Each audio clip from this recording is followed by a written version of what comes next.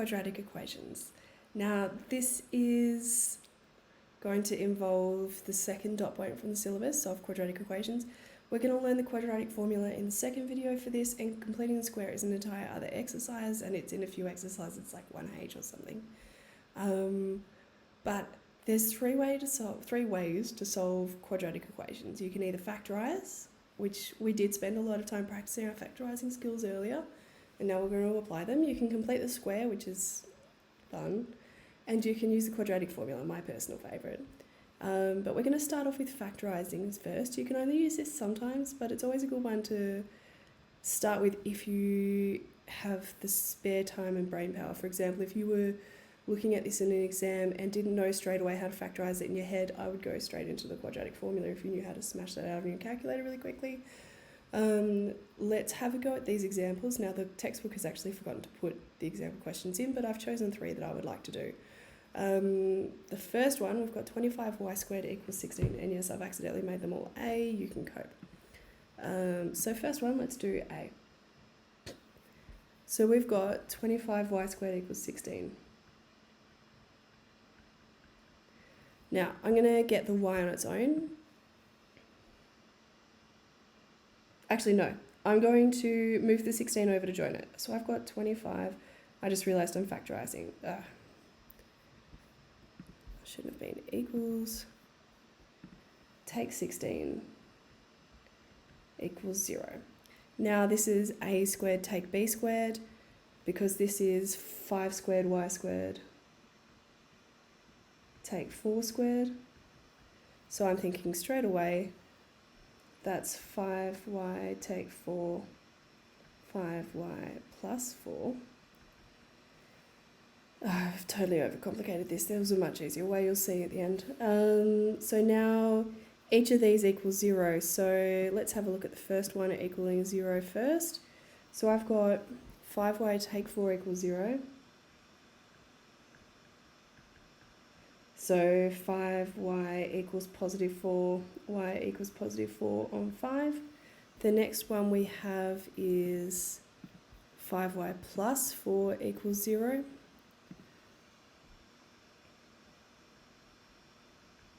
So 5y equals negative 4, y equals negative 4 on 5. So see how y is positive 4 on 5 and negative 4 on 5? You could have rearranged this to be y squared equals 16 over 25, taking the square root, y equals plus minus 4 on 5. Same thing. Let's have a look at this second example now.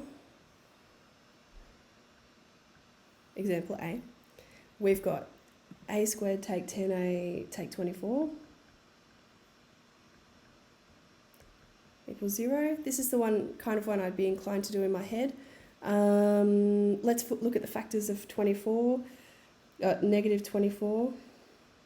We've got negative 24 times 1, or 24 times negative 1, negative 12 times 2, 12 times negative 2, negative 8 times 3, 8 times negative 3.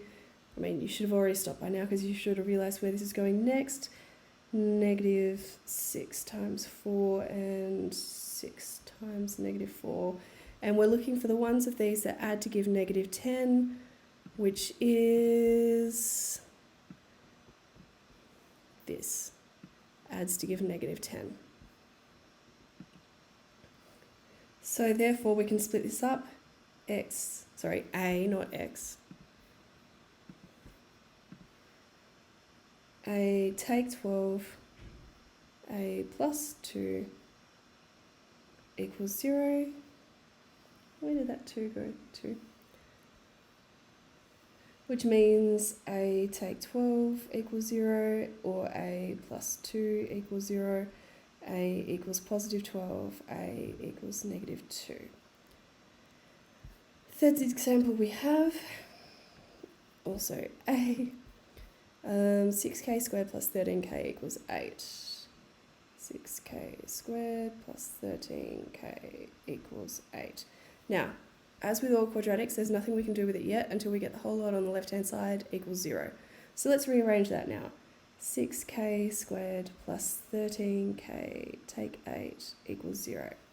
Now, this is a PSF question. Oh, not quite a PSF. This is the non-monic quadratic when we factorised it. We multiplied the first and the last. So we've got 6k times negative 8. 6 times negative 8 equals negative 48. And then factors. So we've got negative 48 times 1, 48 times negative 1.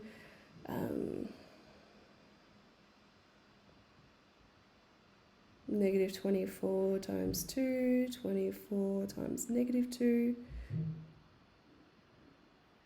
We've got 3.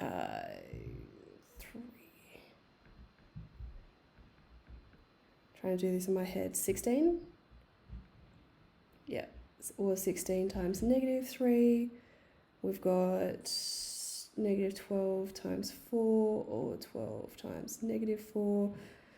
We've got 10, 9, 8, negative 8 times 6, or 8 times negative 6.